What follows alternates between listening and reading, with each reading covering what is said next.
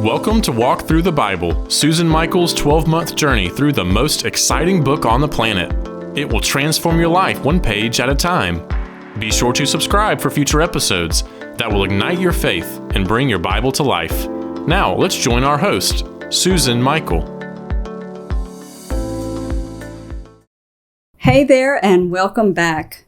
This is Walk Thru the Bible week 36, and we are reading this week what are dated in the Daily Bible September 3 through 9, and or pages 1130 to 1164. So you're making great progress. Congratulations. Little review. Last week, we saw the very sad story of the fall of Jerusalem and the very sad story of our prophet Jeremiah, who ended up ending his life out in Egypt in exile, surrounded by paganism, and very, very sad ending actually to his life. And then we began reading about Ezekiel's amazing visions, vision of the return of the Jewish people to their land and this spiritual restoration, a vision of this mighty war between Gog from Magog, and his visions are so detailed and really quite amazing. So this week we're going to begin talking about his final vision, which was of the temple, and what I call the heavenly temple. But it seems he was once again, in a way, taken to Jerusalem and shown this temple that didn't exist physically. So what was he seeing? And, it's a long portion of your reading this week is going to be its very detailed vision about all the elements of the temple.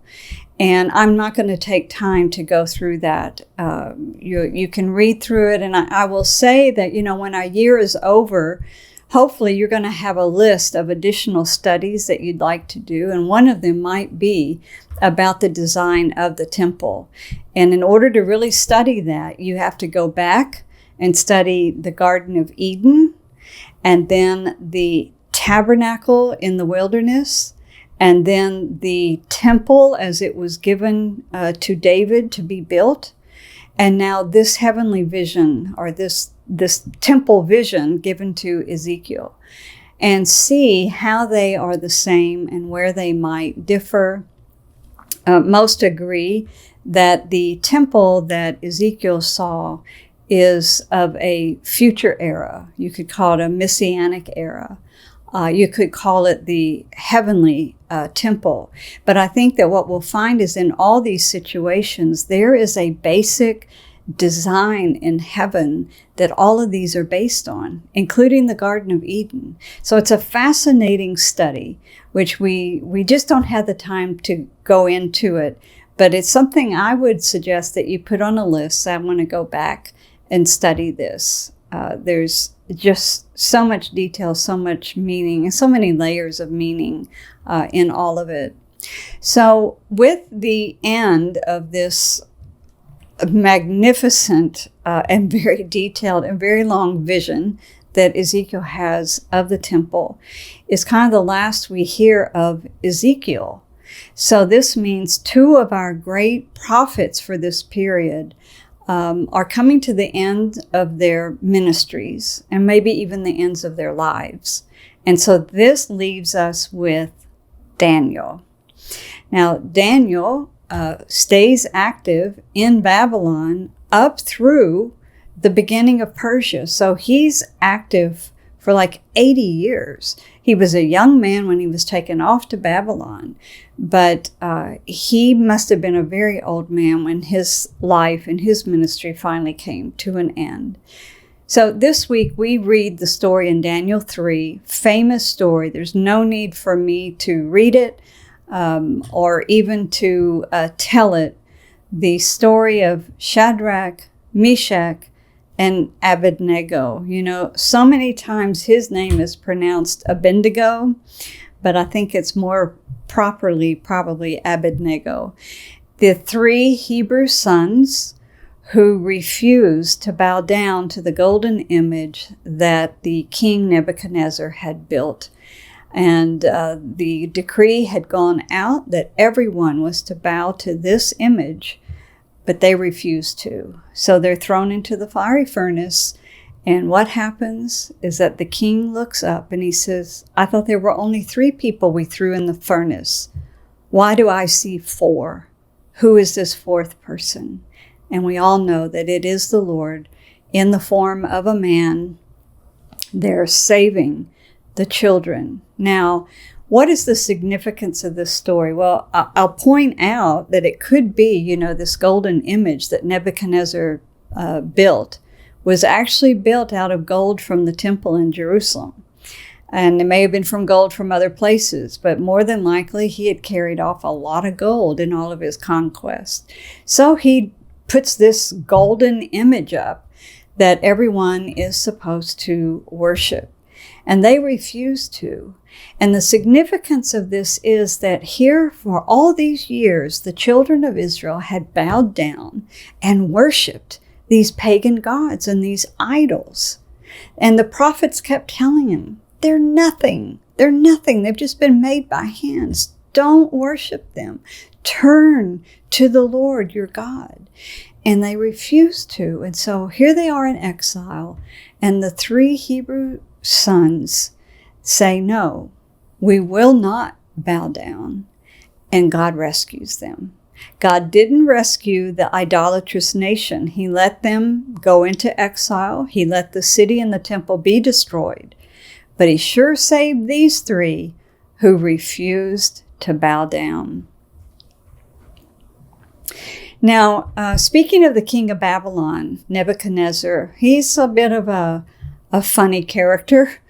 We have 2 really interesting stories here to prepare us for a 3rd story. It seems like God was working on the heart of Nebuchadnezzar all these years for like over 40 years. Starting with the first story that we read in Daniel, how that Nebuchadnezzar had this very disturbing dream. And he wanted someone who would not just interpret the dream, but they had to actually tell him what it was he had dreamt first. And he couldn't find anyone that could do such a thing except for Daniel. And it says that this really got Nebuchadnezzar's attention, and he gave honor to the God of Daniel because of it. Then our second story is one I just told about the 3 Hebrew men, Shadrach, Meshach, and Abednego, who refused to bow down to the golden idol, and as a result, they were thrown into the fire. And at the end of this, Nebuchadnezzar really sees that it is the God of the Hebrews that had saved them, and he gives honor to this God. Unfortunately, Nebuchadnezzar, he's still polytheistic. So while he may honor the God of the Israelites, he's also still worshiping the other gods. And one of the biggest problems probably is just his own sense of pride. And he thinks that he's done all of this. He's the one that conquered all these lands. His pride is very, very high. And so God doesn't still let up on Nebuchadnezzar, though, and he uses this and he humbles Nebuchadnezzar. We read about this in Daniel chapter 4, where God warns him, and then he brings on him insanity. And it says for a period of time that Nebuchadnezzar was like out acting like an animal, eating grass like the animals. God really humbled him.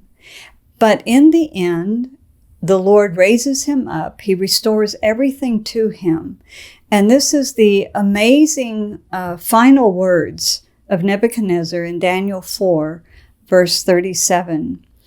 Now I, Nebuchadnezzar, praise and exalt and glorify the King of heaven, because everything he does is right, and all his ways are just.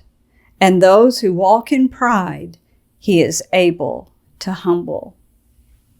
Wow, that's really an amazing story, that the God of the Israelites had brought the king of Babylon, their captor, to his knees and had humbled him.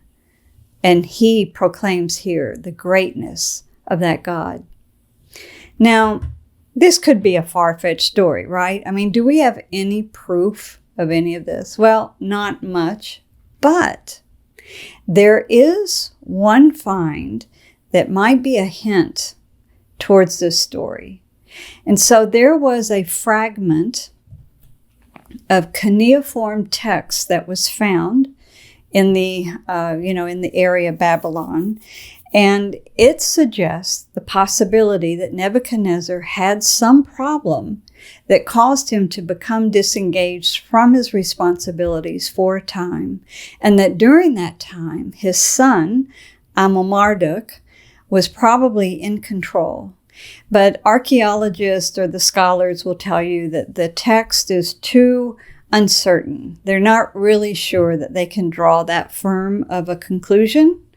But just the fact that there's a hint that this might actually have happened in history, it's an amazing testimony to the God of the Israelites and to his willingness to reveal himself to anyone that has a heart to turn to him. And Nebuchadnezzar may have only turned in part, but God sure got his attention. Then that brings us to really our final reading for this week. We began now to read the book of Job, and I want to explain why we're reading the book of Job now. Most believe that Job was a real character, a real man that did exist, and that more than likely he lived back in the time of the patriarchs. And so why do we think he was a real man? Because this story seems a little like poetry, right? It's a great story, but it seems kind of set up. But the reason we think he was a real man is because he is mentioned in James in the New Testament as though he was a real man. But also in Ezekiel 14, the Lord, through Jeremiah, when he's talking about the judgment that's coming on Jerusalem, he said, even if these three men, Noah, Daniel, and Job, were in it, they could only save themselves. In other words, they couldn't have saved the city. That's how far gone it was. Well, the fact that the Lord is referring to Job here as a real person really does indicate, yes, he was a real person. Now, why do we think that he lived in the time of the patriarchs? Is because there's just certain hints to the patriarch lifestyle in the book, and we read it in the very, very beginning. When it begins to describe Job, it introduces to you who Job is and how very wealthy he was. And it describes his wealth in terms of livestock and animals and servants and the size of his family. And this is the way wealth was assessed in the time of the patriarchs. So that's why we think the setting for this story is a man from the patriarchal period. But the story was written down many years later. So when was it written? We don't know. There are some that think it may have been written down in the period of the exile where we are now in our reading, because it helps to explain to the people the problem of suffering. And where is God in the midst of our suffering? And that would really be a hot topic during the exile, don't you think? And so a lot think that maybe it was written during that time. And that's why our daily Bible places the book of Job here, that we're going to read it at this point in our chronology. And it does fit very well. It's a very apropos subject for the exile period, I will admit.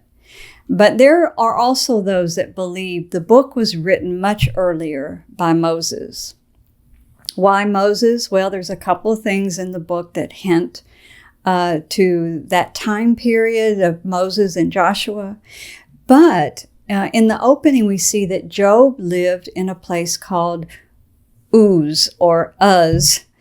And there may be different theories on this, but it's generally accepted that Uz was in the area near Edom, which today is in the south of Jordan at the northern edge of Saudi Arabia. So this is the area which was called Midian back in the Old Testament. If you'll remember, we talked about Moses married a Midianite woman, and her father was Jethro, and he was a Midianite, and how that the Midianites were there in northern Saudi Arabia, but they also would travel into the Sinai area.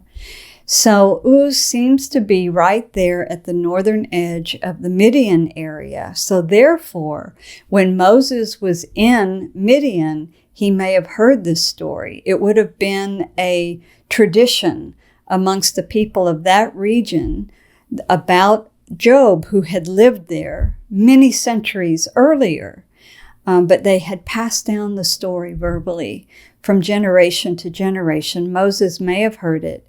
Moses may have eventually written it down. And one argument for why it might have been Moses would be because the fact that it made it into the canon, into the Bible to start with, that if it had been written by Moses, then it was of the highest respect, and therefore it continued to be carried along, and it made itself into the Bible.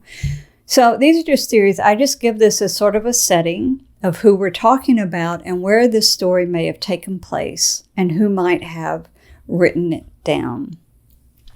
The book of Job, this week we're just going to start it. Next week is all Job. So I'm going to save a lot of this to talk about next week. But Job has 3 parts. One part is just the opening 2 chapters that we would call the prologue. It's the setting up of the story. And then the largest section is from chapter 3 to chapter 42, verse 6. That's where all of this conversation and dialogue takes place.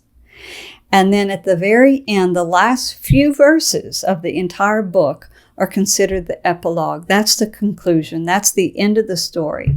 But most of the book is this dialogue between Job and his 3 friends.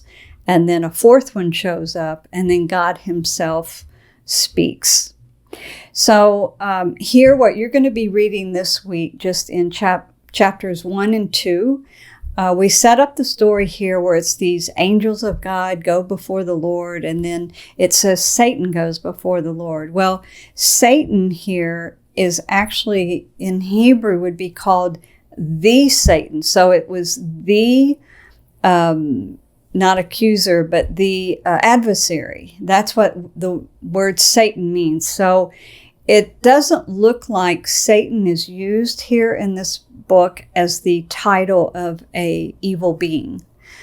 Satan means adversary, and so they're just saying that Job's adversary, the adversary, appeared before the Lord. And yes, it may be Satan, but I'm just telling you linguistically, it's the adversary.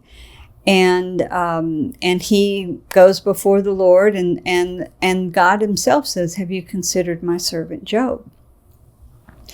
And we have then that this adversary is allowed to attack Job.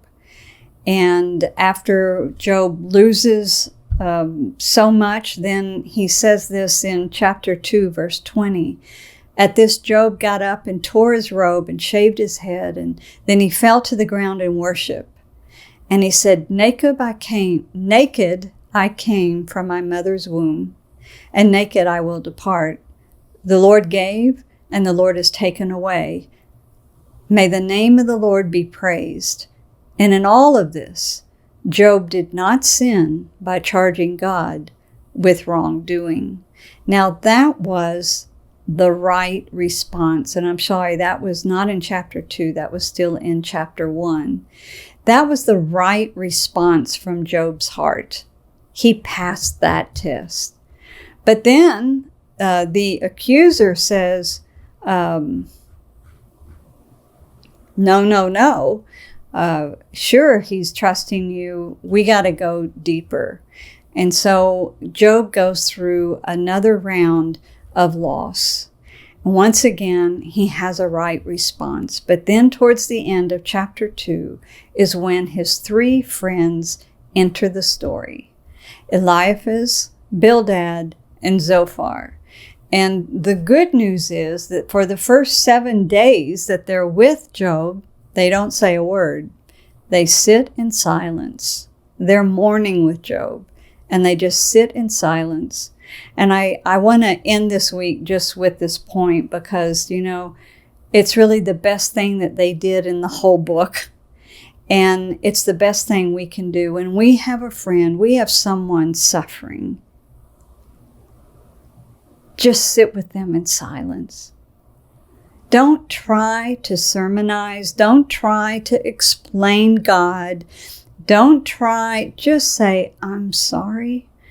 And then just be a friend. Cry with them. Wrap your arms around them. It's the best comfort that you can be. And that's when his friends were really at their best. But after that, they start talking. And that's when the story goes downhill. The conversation is just not hitting the nail on the head. They're actually just wrong. And so we'll talk about it more next week, but that's the setup and the introduction to the beginning of the story of Job that you'll be reading this week.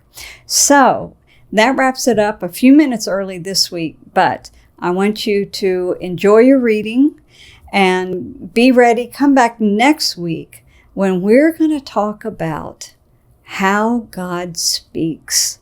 Because at the end of Job, God speaks, and it's amazing. So enjoy your reading this week, and until next week, God bless. We hope you have enjoyed this episode of Out of Zion with Susan Michael. Be sure to subscribe to Out of Zion now on Apple Podcasts, cpnshows.com, YouTube, or wherever you like to listen and learn. Out of Zion with Susan Michael is a production of ICEJ USA, all rights reserved.